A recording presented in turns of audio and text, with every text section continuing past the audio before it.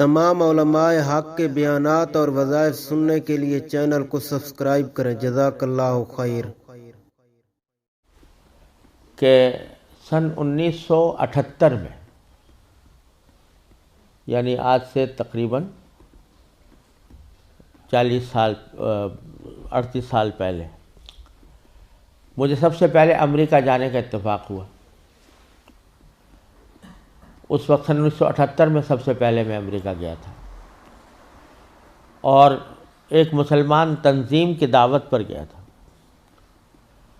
مسلمان تنظیم کا اس وقت بہت سی مسلمان تنظیموں کا ایک وفاق تھا جس نے ہمیں دعوت دی تھی۔ تو جب میں اس تنظیم میں پہنچا اور اس کا سالانہ کنونشن تھا، اس میں حاضری ہوئی، تو سب سے پہلے تو میں یہ دیکھ کر حیران رہ گیا کہ جب شام کو دعوت کا اہتمام کیا گیا تو اس میں کہیں دور دور حاضرین کے اندر اسلام اور دین کا کوئی شائبہ نظر نہیں آتا تھا۔ خواتین اور نوجوان لڑکیاں وہ مردوں کے ساتھ اور نیم برہنہ لباس میں بیٹھی ہوئی تھی، اور پھر اعلان یہ کیا گیا کہ اگر کسی کو حلال کھانا کھانا ہو تو مچھلی استعمال کرے، جس کا مطلب یہ تھا کہ کھانے میں حلال کا بھی کوئی فکر نہیں تھی۔ وہاں بیٹھنا مشکل ہو گیا، ہم لوگ کہیں الگ چلے گئے۔ اس کے بعد معلوم ہوا کہ ایک رقص و سرود کی زبردست محفل منعقد ہوئی۔ ایک بوٹنگ کا پروگرام تھا، اس بوٹنگ کے پروگرام میں سارا جو پروگرام تھا وہ رقص و سرود کی محفل میں گم ہو کر رہ گیا۔ یہ سارے نظارے دیکھنے کے بعد جب مسلمان تنظیم جس نے دعوت دی تھی اس کے سربراہ سے میں نے شکوہ کیا کہ بھائی آپ نے یہ مسلمان تنظیم ہے اور اس میں کہیں دور دور بھی کوئی شائبہ دین کا نظر نہیں آتا، تو آپ کیا کرتے ہیں، کس وجہ سے آپ نے یہ اجتماع منعقد کیا ہے؟ تو وہ لبنانی تھے وہ صاحب جن سے میں نے شکوہ کیا، تو اس کے جواب میں ان کی آنکھوں میں آنسو آنے لگے اور کہنے لگے مولانا آپ صحیح کہتے ہیں، لیکن یہ وہ قوم ہے کہ جس کے بارے میں بس ہم اتنا چاہتے ہیں کہ یہ کم از کم اپنے آپ کو مسلمان کہتی رہے۔ یہ اگر ہم یہ سمجھتے ہیں کہ اگر یہ صرف اپنے آپ کو مسلمان کہتی رہے تو یہ بھی ہماری کامیابی ہے، ورنہ اس کو اسلام سے کوئی تعلق رہا نہیں۔ ان کے آباء و اجداد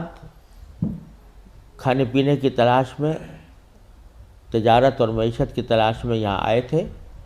ان کو اپنے بچوں کی تعلیم و تربیت کی کوئی فکر نہیں تھی۔ یہ اسی ماحول کے اندر پلے بڑے ہیں، اور اس کے نتیجے میں ان کو دور دور بھی کہیں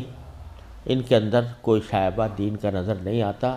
ہمارا کام صرف یہ ہے کہ ان کو اس بات پر جمع کر لیں کہ بھئی تم مسلمان ہو، اپنے آپ کو مسلمان کہتے رہو، ورنہ اسلام کی کوئی چیز ان کے اندر باقی نہیں رہی۔ یہ منظر میں نے سن 1978 میں اپنی آنکھوں سے دیکھا، اور یہ عبرت ہوئی کہ اگر مسلمانوں نے اپنے بچوں کو، اپنی نسلوں کو صحیح تعلیم و تربیت دینے کی طرف توجہ نہ دی تو اللہ بچائے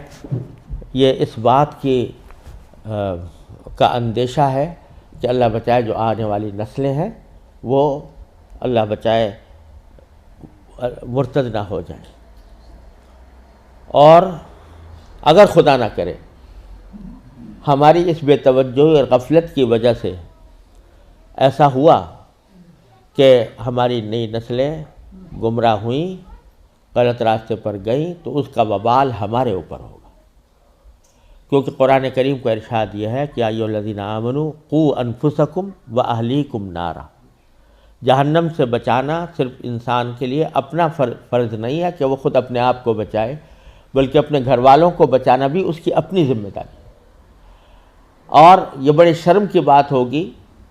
کہ ہمارے آباء و اجداد نے ہمیں اللہ تعالیٰ کے فضل و کرم سے ایمان اور اسلام کی دولت ورثے میں عطا فرمائی، اور ہم اپنی اولاد کو اللہ بچائے غلط راستے کے اوپر ڈالنے کے ذمہ دار بنے۔ اس سے زیادہ شرم کی، اس سے زیادہ